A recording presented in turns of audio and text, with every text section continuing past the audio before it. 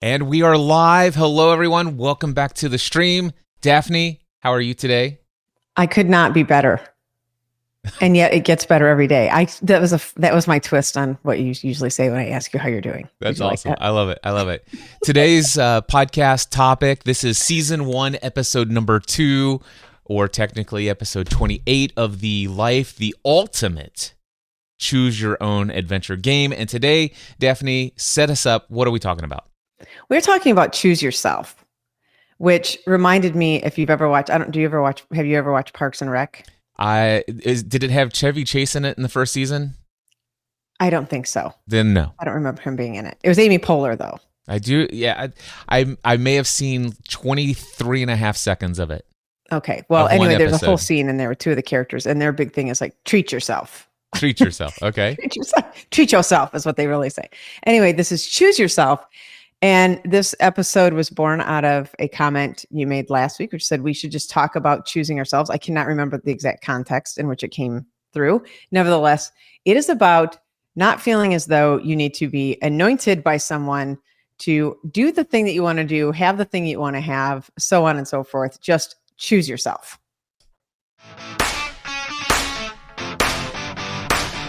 Welcome to Life, the ultimate choose-your-own adventure game with hosts Cliff Ravenscraft and Daphne Scott.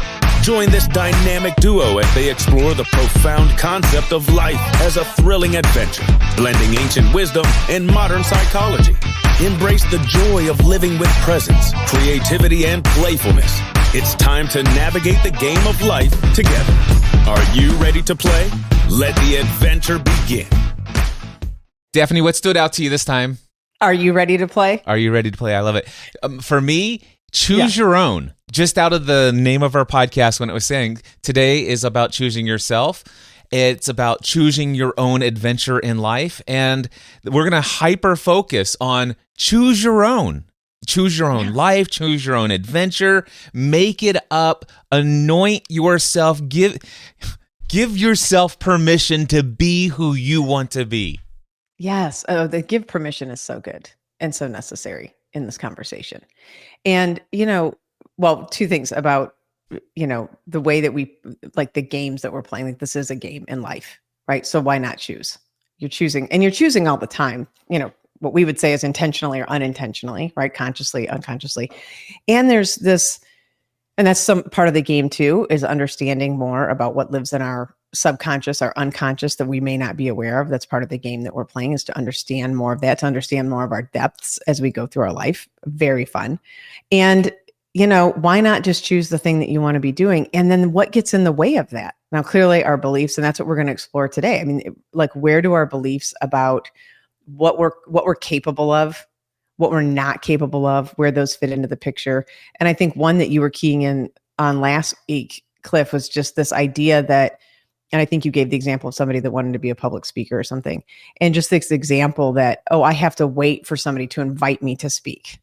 Yeah, the exact example is that I was talking to somebody. It's like, listen, Cliff, so like you, I want to become a paid keynote public speaker, and I want to build up my professional speaking and all this other stuff. And I just need to know, how do I get invited to speak at all of these events? And my immediate response to everyone who asks me that question is, the first thing you need to do is invite yourself. And I actually mean two different things, because in both pieces of advice are valid. Number one, contact the people who are hosting conferences and invite yourself to speak at their conference. Yeah, let them know you're out there. Yeah, say, I'm available and I'd like to come speak. And here's the topic, and this is why I think it's relevant. It doesn't matter what your experience has been. Choose yourself, all right? And the second one is create your own event. In almost every area here where we live in the United States, there's a library. Most of them have a branch, or at least you can drive a short distance to a branch where there are free meeting spaces that you pay nothing or a very small fee for. Daphne, Hebron, Kentucky, the Hebron branch of the Boone County Public Library System has a brand new meeting space that can sit 300 attendees. Do you know how much it costs for me to reserve that space for that room for me to speak in front of an audience of 300 people? $75 per day. That's crazy. Yes. 300 people? 300 people, $75 per day. If I had a 2-day conference, 2-day workshop, 300 people, my total investment of the space is $150. That's a lot cheaper than when I was doing Free the Dream conference, by the way. A lot. Well, you might have had more production costs attached. I may have had a little bit more production costs and also venue nice fees. However, what I'm saying, though, is go invite yourself. Go to your local hotel, the Holiday Inn, Quality Inn, whatever, and you have a little conference room, 15 people around a conference table. Daphne attended a 1-day business mastermind that I held in August of 2014 in Dallas, Texas. Yeah, that was Dallas, right? Yeah. That's right. I was speaking at a conference and I'm like, you know what? I want to host my first live event. And I at the time, I'm like, would people pay me $1,000 for a 1-day mastermind event? And of course, I'm like, who am I to ask people to pay me $1,000 to host a 1-day mastermind event at the time? But I chose to do it. And then all of a sudden, you were there. Heather Bear was there. I mean, we filled in the entire room. It was amazing. I chose myself anyway. You chose yourself. Well, and I think, we're going to go through 3 lenses on this, because I think one of the first things that you just mentioned, which is so important to this whole being able to even choose ourselves, is the imagination part of it. Mm-hmm. Right? Like what you just said, like, oh, I wonder, and also I want to mark, there was the business side of it, but there was also like, this is a group, I think we were all in your podcasting A to Z course, right? Not everybody was, but I would say probably more than half of them there were podcasters. Of course, it was attached to the very first ever podcast movement conference in 2014. That's right. So it did attract a lot of podcasters, and most people there were from podcasting A to Z. Yeah, and people that were, going on their own business journey. I mean, it was an amalgam. I think the most important part is there was a community that you thought, this would be really great to get this community of people together. Yeah. This would be really fun. I wonder if they, and we all were looking to you, obviously, as our trusted advisor. And, I wonder if I could also, they would pay me $1,000 to be in this room together, to spend a day together. So there was this imagining that went on, right? You could see yourself doing this. You could sort of put these pieces together. And I think that's the first part is, in this person who came to you for public speaking, it doesn't matter, whatever it is, right? I imagine myself being the next senior vice president of whatever. I imagine myself, it's just that imagination part has to even be there. And I think sometimes we just, we sort of get the glimpse of the idea and we shut it down so quickly. And this is where these other 2 pieces fit into it that we'll get to, but we start to shut that imagination down. And in our belief system, we kind of don't even let it go that far. Right? We sort of get this, inkling of an idea and we just kill it. Yeah. Right out of the gate. That is what almost happened to me with my desire to leave the family business as an insurance agent.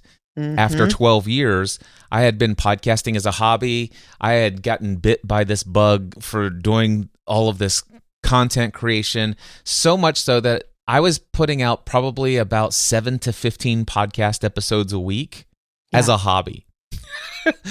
As a hobby outside of the day job.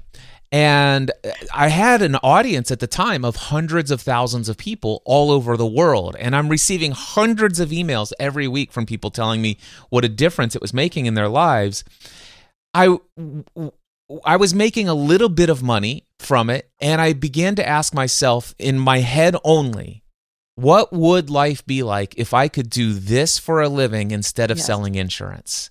Yes. And talk about cutting yourself off. I immediately, as soon as that thought came, I was disgusted with myself. I felt guilt. I felt shame. I felt irresponsible and selfish. And so I must never think that thought again. And certainly I should never let anybody know that thought had ever crossed my mind, because I have more job certainty and security than anybody on this planet. This was 2007, just before the big crash. and I'm in an industry where I could see the financial stuff happening and people's layoffs, people I went to college with and people that I went to high school with, layoffs were happening everywhere. And here I am having a dream of going out and doing my hobby for a living. How dare you? In an industry that nobody hardly ever knows about, and people are predicting podcasting is dead in 2007. It's reached its peak. And someone told me that when I was starting my first podcast too. Yeah. Well, it's dead. No one's going to be listening to podcasts. But that's exactly what happened to me. Is my belief system was trying to squash that dream. Yeah. This is wrong. This is irresponsible. What would people think of me? And I would tell you what, though, it just wouldn't die. The dream would not die. And I finally confessed that I had this dream to my wife, who seemed very supportive of the idea. I then talked to my pastor at the church that I was attending at the time. He's like, oh my gosh, Cliff, I totally see you making a living doing that. And then all of a sudden I started to talk to a handful of other people who didn't know me as well. And they were like, yes. And then as soon as I started to get all this other stuff, it's like, wow, people aren't taking this the way that I thought they might take it.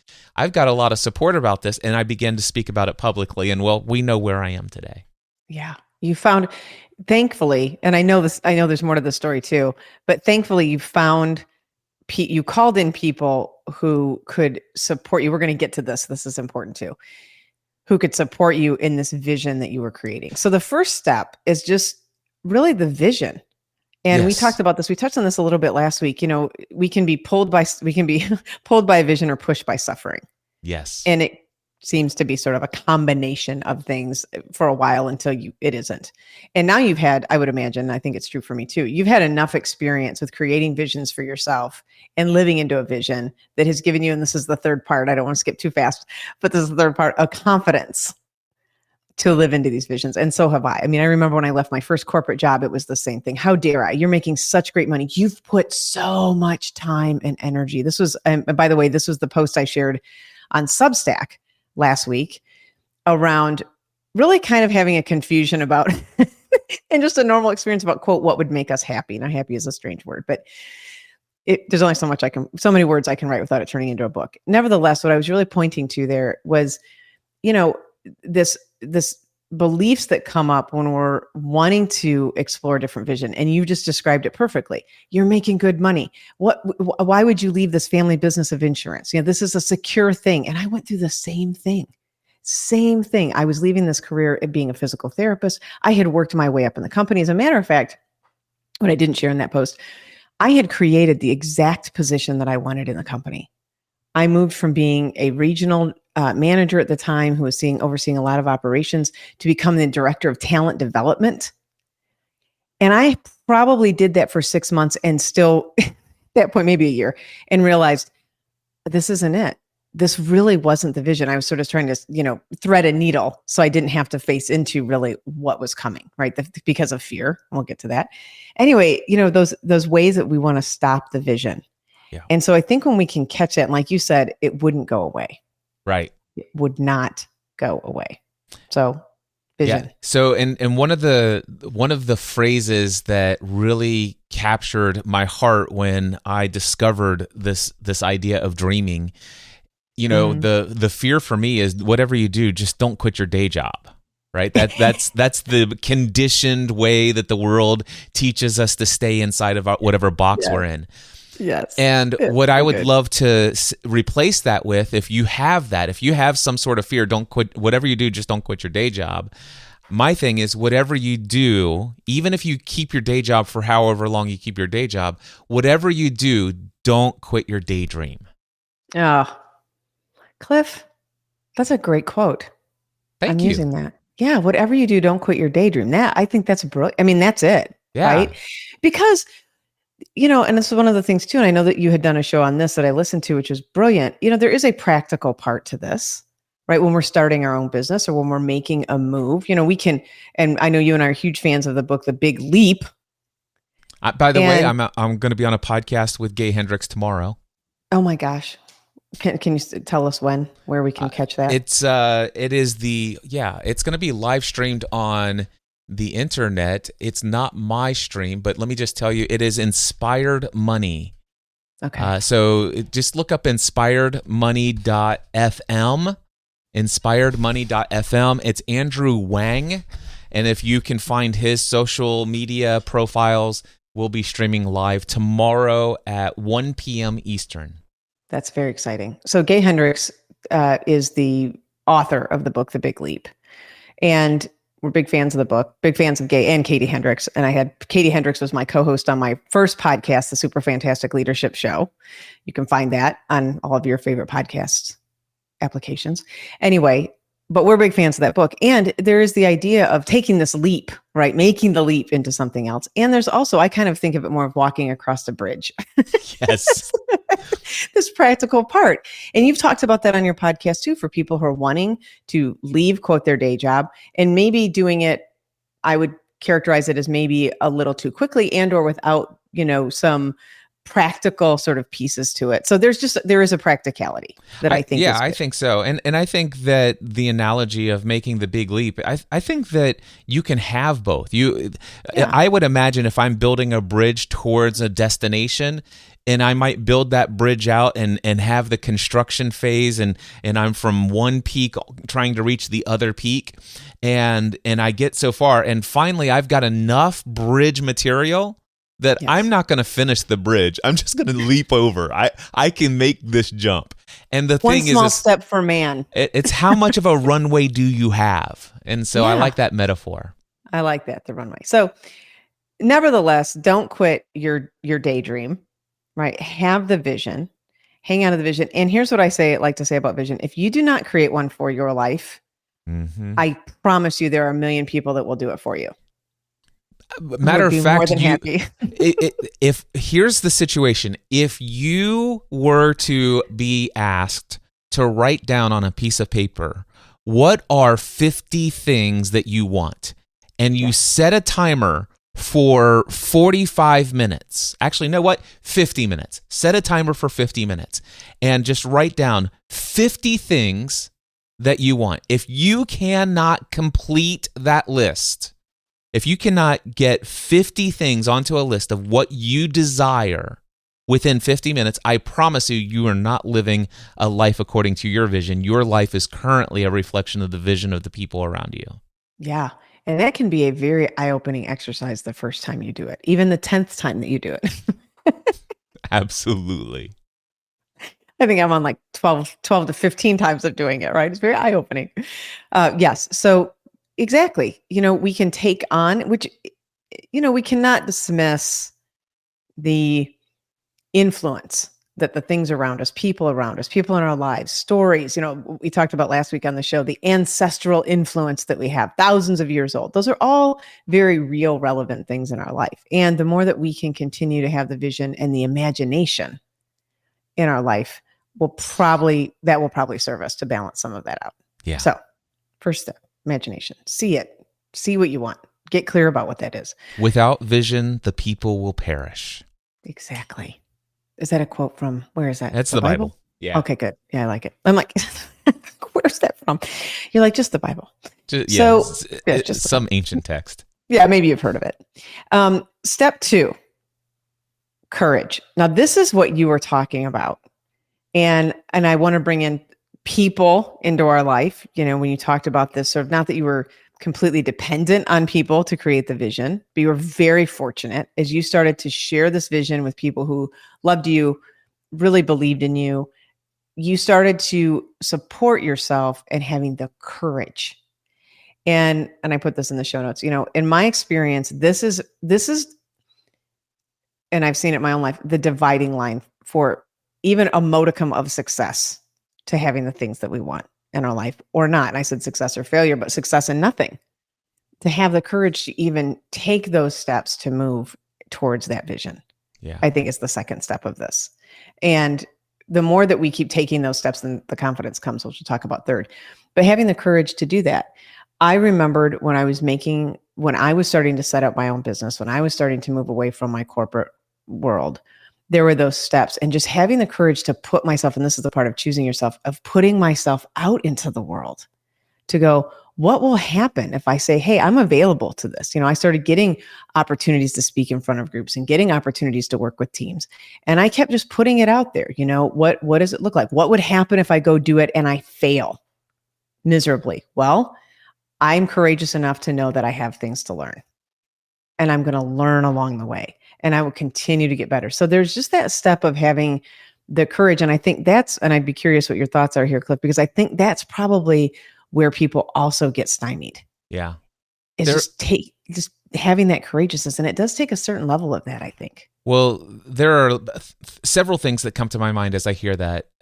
First and foremost, the thing is a lot of people, when they talk about this and they come to me for coaching, they say, you know what, Cliff, it's so great that you had the confidence to make that decision. And I'm like, well, I didn't have the confidence. I had the courage. Yes. And this is the key. And I know that I think confidence is probably somewhere in the outline for you for today's topic. Yeah. But the idea is that confidence is not required for you to choose yourself. Confidence is not required for you to move forward towards your vision. In fact, you can't get confidence until after you've had the courage to actually do it in spite of the fear.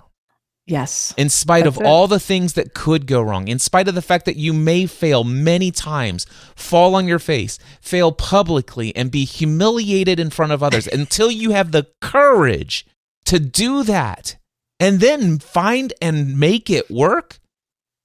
Once you've made it work in spite of all that, the confidence then comes. You have earned the confidence. If you are waiting for confidence to choose yourself, to invite yourself, to create whatever vision, if you're waiting for confidence, you will never move. And that's what I think. And I've heard this, just be confident. I just don't believe that comes before a certain vision. And I certainly don't think it comes before courage. In my experience, because I was not, and as I've coached people, I'll say, protect your confidence once you have it. But the first step is really is just being courageous to go, okay, I'm going to give this a shot. I have no idea. I was thinking about golfing when I got to the courage part of it. And putting is just and I don't know if you golf, but putting is it's just the worst part of my game. There's a lot of pieces to the game. But one thing for sure, when I am not courageous enough to even hit the ball hard enough to get to the hole, I can't tell you how many times I'll have this moment of just fearing not making it or overshooting the hole. And guess what? The ball won't even make it to the hole. So there's no way I'm going to make the shot if the ball won't even get to the hole. You're better off to just overshoot it, right? At least then I know it has half a chance. So I was thinking about this with the courageous part, because the fear comes in of missing the shot. The fear comes in of overshooting it or being so inaccurate that I'm not going to make it in the hole. Well, if you just back off so much from the shot that it doesn't even get close, then you're never going to make it. Well, the important thing here is what is fear? Fear has a very important role in our lives, and we should not try to avoid all fear. Fear is a great mechanism that keeps us safe and protects us. It at least tries to do so. And in many situations and contexts, it's completely out of bounds. It's irrational, if you will. So I like to ask myself, what is the fear of me hitting this club against this ball? What's the worst that could happen? The worst that could happen, well, it moves an inch when the hole is 28 inches away. And I guess I'm supposed to use yards in golf, but anyway, you get the idea. It doesn't matter. And, or what's the second worst? I could overshoot it. What's the third worst thing? I mean, and at the end of the day, if you stack up all of the things that could go wrong, you dying as a result of taking that swing is very far down the list. Probably. And that's what the fear is about. And quite frankly, it's like, no, I'm on television and I'm on the PGA Tour and there are millions of people or hundreds of thousands of people viewing me right now. I will be humiliated. And you know what? That's your ancestral DNA that's kicking in. And yes, there was a time when you did something that everybody in your tribe disagreed with. They would excommunicate you or whatever. Excommunicate you. There we go. They would put you out. They would kick you out of their community and away from all resources for your daily sustenance. That's your ancestral DNA that's afraid of you being humiliated. The worst thing you could do is whatever picture you create in your mind, how you respond and or react to that humiliating, what you perceive to be a humiliating experience. There are people that fail on television and live sports all the time. All the time. And there are people who fail in business all the time. In fact, one of my favorite quotes from so many of the people that I look up to when it comes to success in business and practically every area of life, how did I get to become a success? I have failed more times than you've tried. Yeah. So good. And this is part of, I think holding this as the game is what makes it so fun, right? Like it's the game. Like what's the game of feeling humiliated? It's like, oh, that's kind of funny. Especially about a golf swing. So the second thing that came up for me, so that was the first thing was confidence is something that's earned. It's not required. Courage is something is what's required to move us forward. The second thing that occurred to me was the fact that I was fortunate that my wife was an encouraging person. Yeah. I was fortunate that my pastor that I confided in, and I can tell you not everyone is as fortunate when they talk to their spouse or when they talk to their close mentor and whatever.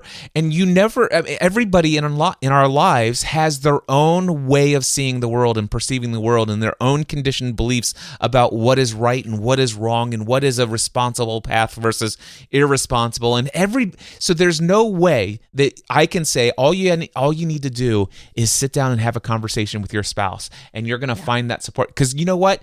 It literally is a 50-50 chance. Who knows what your spouse is going to say? All right. Yeah. And so, but it still takes courage to do that. And I will say this, in the event that currently the people that are your close inner circle, your peer group, if you will, if you begin to confide in them about your dreams, and you find that you get, it's the metaphor of, is it the crabs inside of the pot of boiling water, and they'll pull you back down? If you're in a metaphorical situation where the people you confide in want to keep you into the pot of boiling water instead of crawling out to a more pleasant experience of whatever life is for you, and that may be family, it may be very close religious ties, it may be whatever in your life.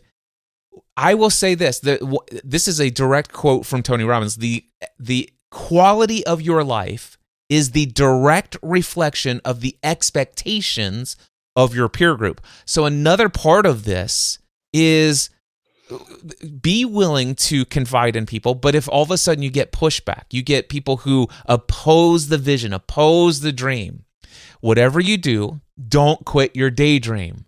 Yes, 100%. But instead, make a commitment to upgrade your peer group.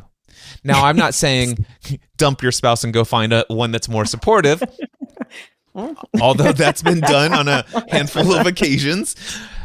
What I am saying, though, is you can be very intentional about finding people, and you can maintain a healthy, loving, great relationship with a non-supportive spouse of your dream of, let's just say, leaving a day job and going out and starting and becoming self-employed. And there's a way that you could navigate that path, and I've helped a lot of people do that, where you can find success because you upgraded your peer group and people who believed in you. You kept the day job, you kept the secure financial security flowing, which is really what the spouse was really concerned about. Is, I'm really I don't feel good about the insecurity of self-employment.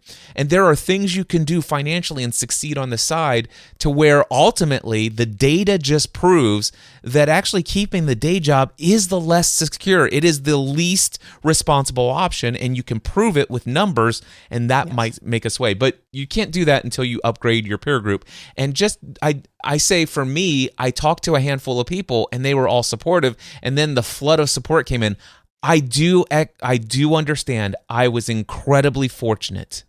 Yes. And not everybody has that. I will say though, if you find yourself sharing your dream, your vision, and you don't get that kind of support, don't quit your daydream, but intentionally surround yourself and seek out people who will support your dream. Yes. Who can be, and I think this is the voice as you're talking, the voice that I would hear when I would share. Well, let me say a few things. I do not believe in sharing your dream with every person in the planet for that very reason. I think there is a call. I remember somebody telling me like, share your goals with everyone. When you set a goal, Sarah, I'm like, I don't think so. And because you do want to know what consciousness you're talking to.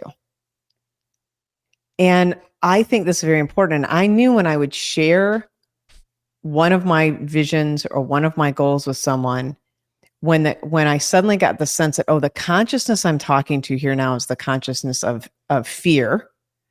Is there anything, you can sort of question, like, is there anything of value to take from that? Is there something I really didn't think of? Fair enough. But mostly I could dial into like, this is the consciousness of sort of this irrational fear. This is the consciousness of, the fear that says, just stay where you're at because that's safer. So being discerning about that. And if it is your spouse, okay, I loved all the things you said about, well, let's just kind of let's get some data together. Let's really talk through this. Let's set up some of the security there. It makes total sense to me. And when it comes to our friends and our peer group, that intentionality really matters, because visions and new imaginations, they remind me of like a little sapling tree wanting to grow in the forest, and they are easily trampled on, right? They need a chance to root. They need a chance to really start to take, to blossom into something. And so all the more reason to just be very intentional about who we're sharing that with, because that courage that it takes to keep growing that, to keep nurturing that, needs to be supported too. It requires sunlight. And if that courage that you're trying to support is starting to get rained on and starting to get it's nothing but storms around it, it's very difficult to have that grow and to have the tree to turn into a tree, to be strong, to have the roots grounded. And we'll get to the roots in a second. I'm going to use a tree metaphor now, I guess. I like it. Yeah. So I think it is very important. And so when you brought that up around the courage side of it, we want to have that fostered and nurtured by the people who, we can trust. And Cliff, I know you had an experience at one point, and so did I. But I know you had an experience where that wasn't, you had a new vision that you were bringing forth, and you were being told by everyone, don't switch your business. Oh yeah. Don't stop teaching podcasting. Don't stop. And I think it's valuable to share that too. Yeah. So it was a peer group of mine who I respected very highly. And this is a group of 6 of us that met together every single week. One person was absent from the meeting, so there were 4 other people on the call, and I said, I think I'm ready to completely leave the world of podcasting, and I'm going to shut down all of my products and services, every stream of income related to podcast coaching and consulting, and I'm going to go all in on business strategy and mindset. And the whole consensus of the entire group was, that is a very bad idea. You definitely should. Horrible. You should hold on to those streams of income, hire a group of people to answer technical support questions. You can even create content just once a month to keep the pipe flowing and all this other stuff. But whatever you do, don't do this. This is terrible, Cliff. You have to hold on to this stream of income.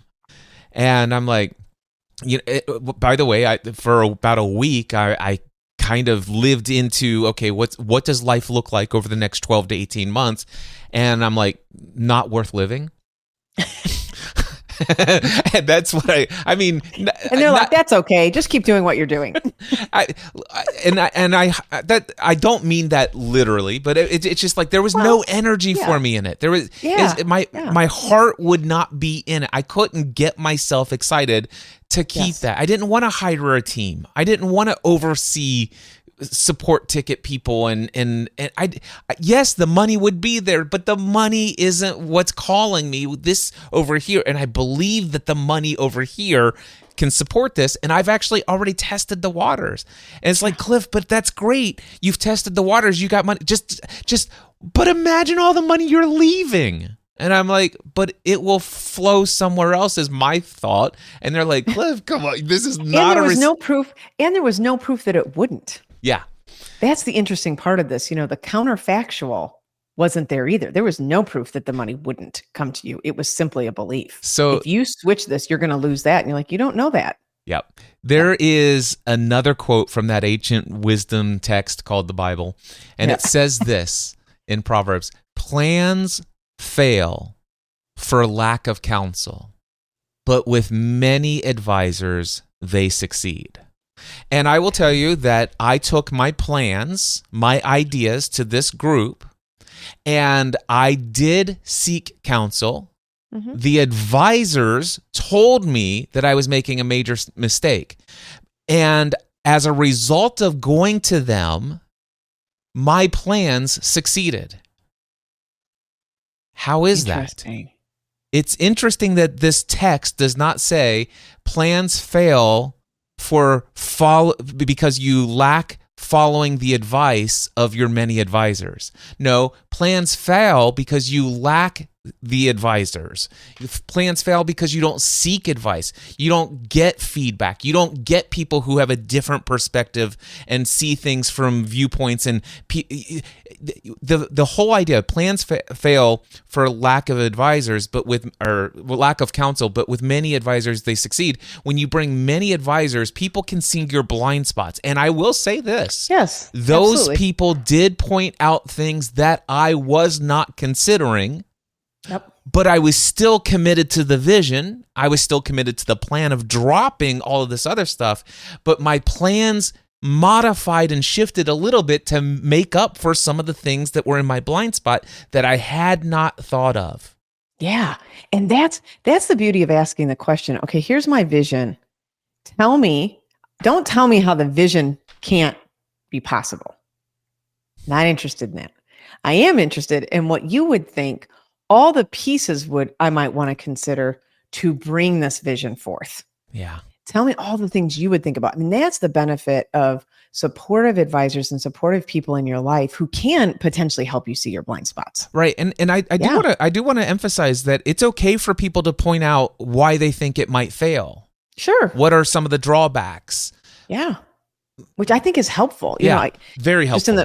I think it's very helpful. Just in the post that I shared last week, I gave this example of getting this promotion that I thought I really wanted. Well, I think and I'm just saying this now, I don't know if it's true, but I think that had I asked 2 or 3 people, like, hey, that had functioned at that level before, or who had been in an executive role like that, like, what do you like about this? What were the things that you didn't realize when you got into this role that were real sort of like, oh man, had I only known this before, I might have reconsidered? Or what are the things I should be aware of? One was like, you're going to work an inordinate number of hours. So I think those things can be those conversations can be very helpful when we're embarking on something. And I'm a huge fan of people seeing our blind spots or giving us those pieces of input for sure. Yeah. So we have covered the fact that we need to have a vision. We need to imagine. We need to be able to free our dream, if you will, of the future. We need to have courage. What else is involved? This is where confidence comes in. And this is going to be kind of strange because we've just made it clear that confidence is born from some level of courage. Okay. So we take a step, we're not tipping over as we're learning to walk, right? We take a step and like, oh, I'm still upright. Okay, take another step. Okay, now we start to get confidence that, we might still be teetering, but we're still walking. We're moving forward on our vision. Okay. There's another part of confidence, though, that I think is really important. And it's this idea that people are simply anointed into these roles. For example, let's use the public speaking one. I really like that as an example. That somehow somebody just chose you to be a public speaker. Yeah. And they anointed you to be the speaker. And that it's dismissed that you actually just said, this is just what I'm going to do. And you put your own hand up. Yeah. Right. This is the whole essence of choosing yourself, really.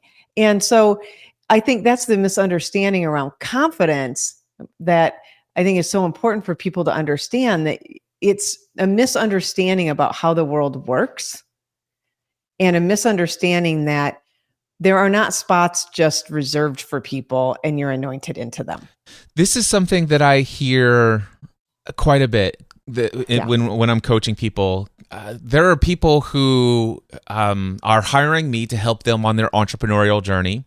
And they know that I'm friends and with some of my peers who, in their mind, have achieved way more success than I have. So they'll mention people like Amy Porterfield, Michael Hyatt, and Pat Flynn, and other names. And so what they'll say is, Cliff, I want to be able to do things like them. Insert whatever name here, but I'm just not them. I don't have their clout. I don't have their network. I don't have their, credibility. I don't have their, and the first is like they all just woke up with it. Neither did they. Exactly. Neither did they. They didn't have their audience at one point. They didn't have their network of people. They didn't have all of the content in the archives to add to their credibility. There was a time they didn't have it, but they chose themselves. They invited themselves. They anointed themselves. They actually went to the printer and said, "Excuse me, I have a design. It's just like what I got in school when I had permission slips. So I had these print. I would like you to print me a stack of permission slips." And so you go to the printer. Now you've got just permission slip. I give Cliff Ravenscraft permission to be a keynote speaker and a paid speaker. All right. Yes. Date it here, sign, boom. Here's my permission slip. I gave myself permission to be a keynote speaker. I gave myself permission to be a paid speaker. That's where my permission came from. I chose it myself. Exactly. That's it. No one's ordained to do anything. I mean, I guess unless you're actually ordained, but no one, these, the people that you just mentioned, or anyone doing anything in life, I think there's two parts to this, but, I call it sort of internalized feudalism. Like it would imply that your efforts would be completely futile to accomplish anything in your life. Your efforts would be futile to live a vision of your life. Yeah. And that's the misunderstanding. And I think that's the nuance of confidence, that to understand that no one has been anointed, ordained, chosen in any way, that they have all, and this is the part that I wanted to mention too. In most instances, these people have worked many, many, many hours. Well, that's the other thing. So a lot of people say, Cliff, it's like, I would love to be able to, I want to actually follow in your footsteps. I want to be able to do what you do. The only thing is I don't have your audience. I don't have your mailing list. I don't have all the content that you've created over the years. And I'm like, well, guess what you should start doing if you want to follow? Start hitting the record and publish buttons. Yeah. Get started. The best time to plant a tree was 20 years ago. The second best time is right now. That's so good. Get started. Yeah, get started. Why wait? I had someone reach out to me one time too. I want to do exactly the work that you're doing. I'm like, that's great. It's taken me 22 years. Yep.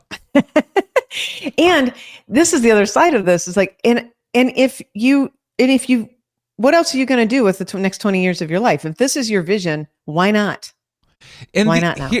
Now, there is something that I want to say here, and it's a slightly different topic than choose yourself, but this comes up a lot in conversation.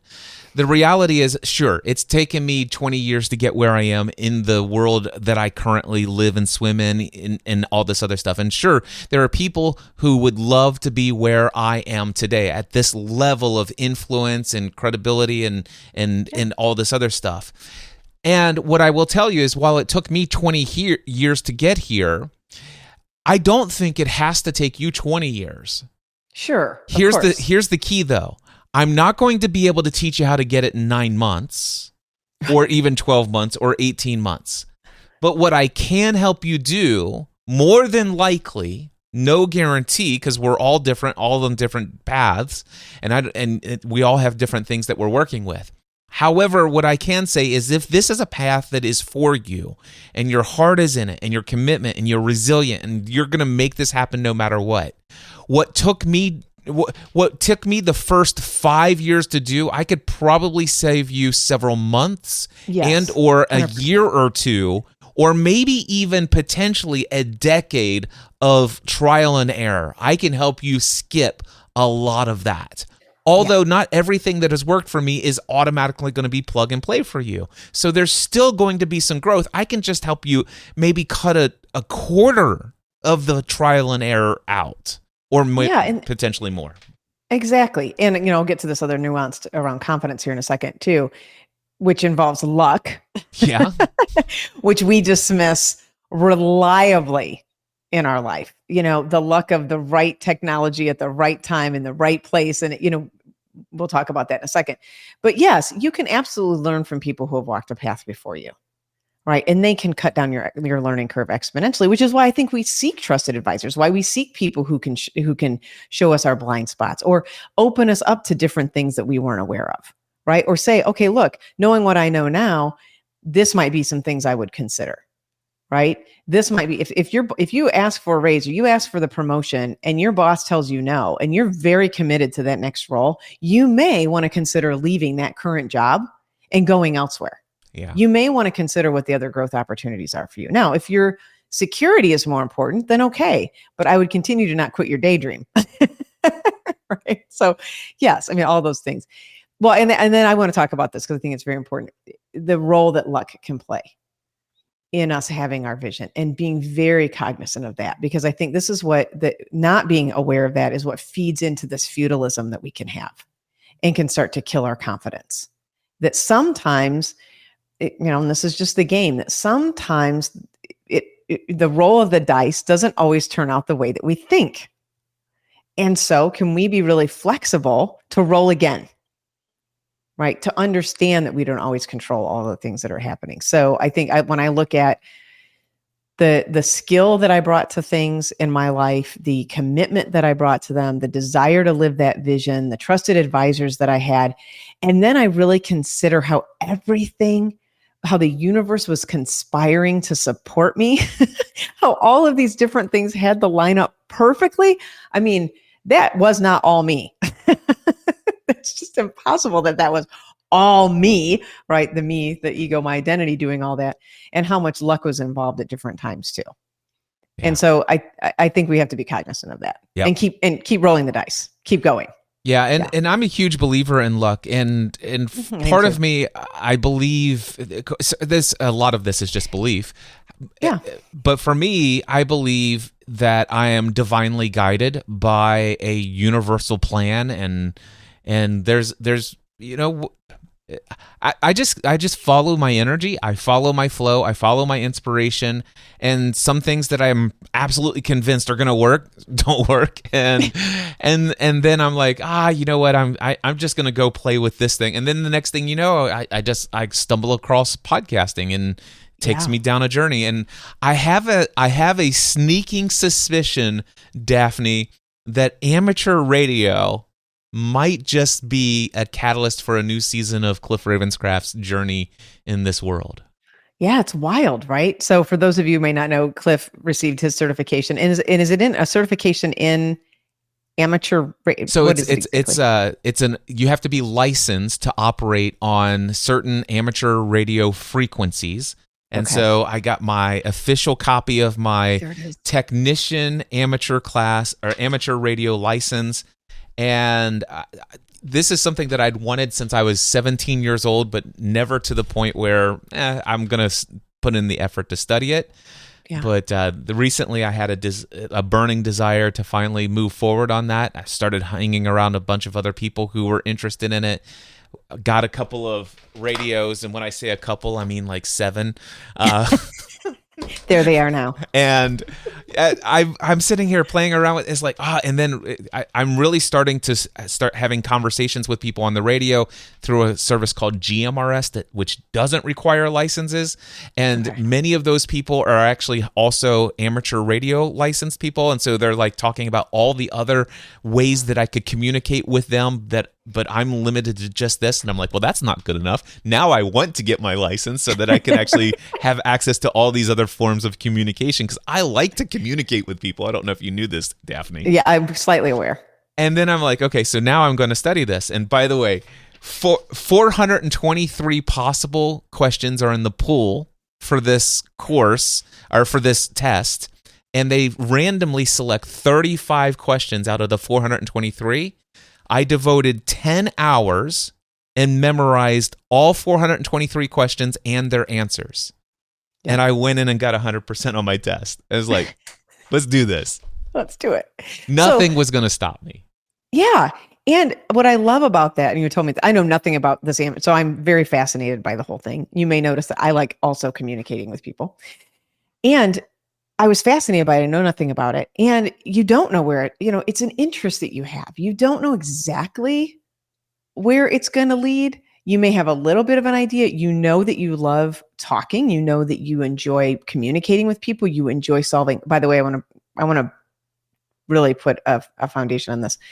You enjoy solving problems for people, right? Yep. One of the problems you started hearing in all the teaching and all the instructing you were doing was this belief, these limiting belief issue, right? I call it a problem. Like, how can I help people solve that? Yep.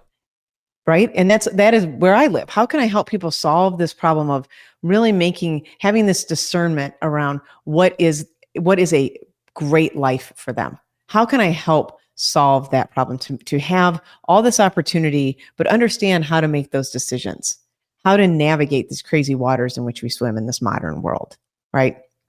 Interestingly enough, a lot of the problems that we think are problems were problems thousands of years ago. Anyway, modern world or not. But yeah, and so now you get this broadcasting radio certification, and you're continuing to follow that lead. And we don't know we don't know how it's always going to turn out. And there's a little bit of luck involved in that too. Yep. Right? Where it's going to lead, what it's going to do. And let me just tell you, the luck is already flowing. The luck is already, it just shows up. It just does. It just does. I launched a podcast, by the way, notesonradio.com. It's Cliff's Notes on Amateur Radio. There's already 2 podcast episodes, and I just launched it 2 days ago. Yes. Notesonradio.com. And I published about this on Facebook, and then all of a sudden, the daughter of Bob Heil reached out to me and says, "Oh my gosh, we've got to talk. Did you know we have an entire division of Heil Sound for amateur radio?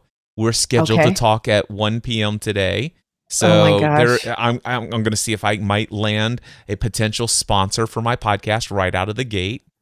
That's amazing. I was sitting there. I've been watching TikTok. There's all these people who cover ham radios. And there's this one guy, he does a channel and it's called On the Trail Radio, right? Yeah. So I'm loving it. And I end up following him. And I didn't even realize that I actually chose to follow him on TikTok. I'm sitting in the driveway of my car, calling out on GMRS. This is WKRM 588, listening in. And then all of a sudden, I talk to this guy, Toby, I think is his name. I apologize if I get it wrong. But anyway, I talked to him, and he says, yeah, I'm walking through Spring Grove Cemetery here in Cincinnati, which is about 15 to 20 miles away, on a handheld device. And it turns out, he said, yeah, I'm testing out a brand new radio from Baofeng. They sent it to me, blah, blah, blah. How's this sound? And then he says, I'm on TikTok if you want. And I'm like, no, wait. It's like, I just discovered your content. And so now I'm sitting here, and this is a guy who already has relationships with all of the manufacturers who are shipping him free radios to cover. Hello, sign me up with your people. And you planned this all out. Of course, it was all planned. All of this was planned. All of this was. That's it. I mean, it's such a great example of like, I followed this. I don't exactly know. Yeah, let me give you the formula. Here. Decide what you want. Go sit in your driveway, key up, and wait for people to come. Just hit the mic, and people will come. Do it. Is that luck? From one perspective, that's luck. For another perspective, it is the law of attraction at play. There's all sorts of ways to look at it. I think so too. And I think that, yes, there are. And I think the take home point is that you followed your interest. You had a vision for this thing that you'd wanted to do since you were 17 years old. You've done it. It's just like me becoming a professional drummer. Yep. I didn't know. I mean, I did what I did. I've played the drums for a long time. I went through the certification at Berklee because I thought that would be fun. And also I would learn a lot, which I did. A lot about music and a lot about myself, which was wonderful. And, getting paid to play music. Great. But I didn't really know all the pieces, the harpist in Oklahoma City that I would meet, the other musicians that I've met. It's just, you can't map it all out perfectly. Yeah. And there is some, we can call it luck, we can call it attraction, we can call it following what we're interested in. But when we come back to having the vision, the courage, being able to recognize that there is no one that is specifically ordained in a certain way or anointed in a certain way that we can put our hand up. This is sort of how I see it. Like, I'm not exceptional and neither is anyone else. You follow what you're interested in and you keep building that, and you will build the skills. I'm sure there are a ton of skills that need to go into this radio thing, right? That's one of the things that really interests me about any of my pursuits. It's what I don't know that I could learn. Yes, me too. And I would say if there's any thread in my life, it is that I love learning. Right. About just about anything, which just can be about anything. Yeah, it can be almost a little dangerous too. There has to be, I've had to really pull in some of those things to keep myself on track. But nevertheless, I do love learning. Yeah. And so when I do get really interested in something, I go all in. I have no issue learning about it and spending time learning about it and becoming skillful. So skill and luck plays a part in all of this. And I think it's important to recognize that. And I think in the spirit of confidence, the reason that I like recognizing that is that if we attribute all of our success to a simple identity, and you were sort of talking about this, and you were sort of pointing to this when you talked about people sort of thinking that their day job was the most secure. If we attribute it all to identity and a role, I think that's where it gets really dicey, because things don't always go our way. And so if I attribute it all to myself, I'm going to get flattened pretty quickly and start to see myself as a failure, which is not helpful. Yeah. When I recognize that there's a little luck involved, I become much less of a snob around my own sort of what could seem like a failure. And by the way, other people's. And I think when we've watched sort of, you mentioned in sports, when we watch sort of the way that we can have this, there's a German word for it, Schadenfreude, sort of the this weird experience we can have of watching other people fail. That's really what's starting to happen, because we think that failure is all of their own. It's personal. Yeah. It's because of something they did. And that just isn't my experience. And it just isn't how I show up. You bring that up. One of the things that drove me to recognize and have such expectation that I would have a large following as I left my career as an insurance agent, because I had a firm belief at the time, and I think I might still. I'm going to say it out loud and see where my gut feels when I say these words. But there's a number of people out there who absolutely are attracted to and love either a great success story or a train wreck. Yeah. And what I was going to give them was the uncertainty of my journey. Cliff Ravenscraft, is he going to be an ultimate underdog who achieves great success, or Cliff Ravenscraft is going to be one of the biggest train wrecks that you could possibly imagine, and he's going to be public about it all. And I've been stringing people's interest about what that's going to look like since 2008. Yeah. So far, success. So with sprinkled in a lot of failure and train wrecks. Yeah, I bring a little bit for everyone. A little bit. You can enjoy it all. Which would be probably true of all of our lives if we looked closely enough. Of course. Exactly. So I just love this topic. Choose yourself, right? Have the vision, have the courage to take the steps. And there's not just one step, by the way, multiple steps. And then the confidence, and recognize what we mean by confidence. It isn't just this inflated sense of self, right? What we're really talking about with confidence is understanding really how the world works here, that you're going to put yourself forth. You're actually taking these steps, that no one is anointed into anything, and that the top spots are not reserved for any one person, that there's skill, there's luck involved, and you'll continue to take those steps to actually create the life that you want. Yeah. And the word that I would use on that nuanced kind of confidence is a hopeful, not even hopeful, an expectation that I will make my way in this space. Yeah. It's an expectation. It's an expectation. And also an expectation that I am going into this with, I don't know what I don't know. And there will be many what appear to be and perceived as failed attempts along the way. Yes. But the expectation is that I will find my way, And if I'm very fortunate, some people who have succeeded will be able to come along and be my trusted advisor. 100%. I couldn't have said it better. It's a summary. I love it. Daphne, what's your call to action? My call to action, I'm continuing to write on Substack, really around these transformational topics, what I consider transformational topics. How do we have the discernment around, and primarily as it pertains to the lens of work, how do we relate to this idea of work in the world, especially for people who are working in organizations, working for someone else? It comes with its own set of challenges and nuances. And how do we build the careers that we want, build the life that we want? So every other week on Substack, I'm writing on that topic. Longer form posts, 5,000 words, probably upwards of that, and really investigating these topics, these philosophies, bringing in a lot of the stuff we talk about on the show.